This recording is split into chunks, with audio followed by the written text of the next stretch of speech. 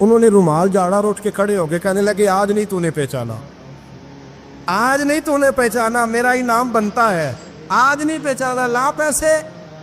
औरंगजेब कहने लगा यार तूने हद कर दी, कहाँ चढ़ा कहाँ खड़ा रहा, धूप में थक गया, कमाल कर दी भाई तूने, बता तू क्या लेगा, अब तू जल्दी बता, वो कितने लोग पीछे धूप में खड़े हैं, लश्कर सारा खड़ा है, क्या लेगा।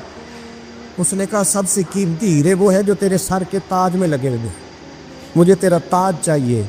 ओ भाइयों सुनना और याद रखना, मेरे आला हजरत कहते हैं बादशाह ने सर के ऊपर से ताज उतारा, बहरूपिये के कदमों में रखा और कहने लगे ये ले, और ये तो तेरा मांगने पर मैंने दिया है ना, मैं वापस आता हूँ तो आना, मैं अपनी मर्जी से भी तुझे दूंगा।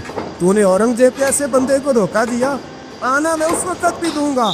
वो देख बस बात खत्म हो गई, अब हो गई, देख कर कहते हैं जब मैं पलटा ना वापिस, बहरूपिये ने आवाज़ दी बादशाह ठहर जा, तो मैंने पलट के देखा तो कहने लगे ये अपना ताज ले जा, उठा और ले जा। मैंने कहा 2 साल बीत गए तुझे मेहनत करके, आज काबू आया तो ले जाओ। कहने लगा ले जा, मसला समझ में आ गया। मैंने कहा मुझे भी तो समझाना।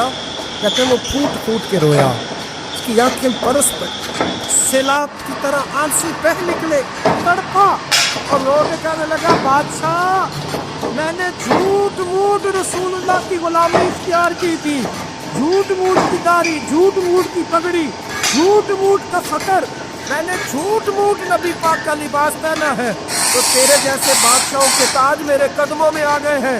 अगर मैं सचमुच रसूलुल्लाह का गुलाम बनूंगा तो अल्लाह क्या कुछ अता फरमाए, अल्लाह कितनी नेमतों से नवाजे।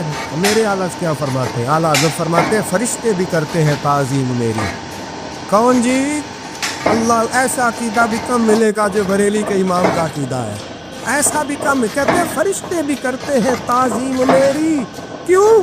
फरमाने लगे फिदा हो के उन पर ये इज्जत मिली।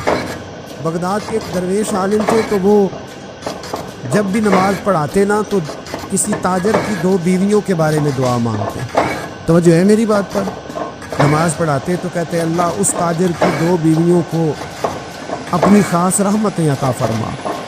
एक दिन लोग उनके लिए इकट्ठे हो गए, कहने लगे बाबा जी बताएं तो सही वो बीवियाँ कौन थी जिनके लिए आप दुआ मांगते। तो फरमाने लगे मेरे शहर का एक ताजर था, बहुत बड़ा ताजर था, मालदार था पर बे औलाद था। उसे बगदाद से मुल्क शाम जाना पड़ता था तिजारत करने, और कई कई महीने उसे शाम के मुल्क में रहना पड़ता था। उसने इस तरह किया कि वहाँ भी एक शादी कर ली। तो जो है ना मेरी बात का, क्या कर लिया उसने?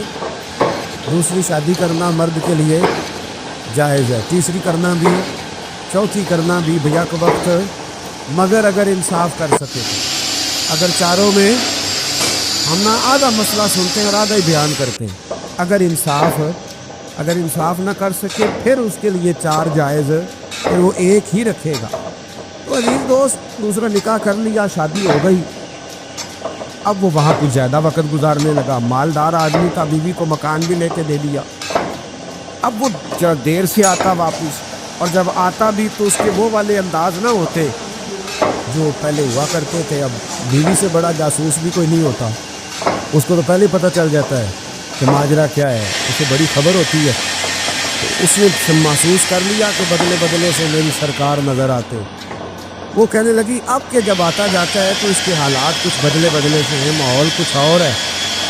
उसने एक बूढ़ा आदमी जो उसका अजीज़ भी था और समझदार भी था, उसको तैयार किया। कहने लगी अब के जब मुल्क के शाम जाए ना तो इसका पीछा करना और ख़बर करना कि कहाँ रहता है, कहाँ जाता है, क्या करता है। वो बूढ़े बुज़ुर्ग जो थे वो खातून के कहने पर कुछ उसने किराया भी दिया। वो उस ताजर के पीछे गए और वापस आके ख़बर दी, कहने लगे कि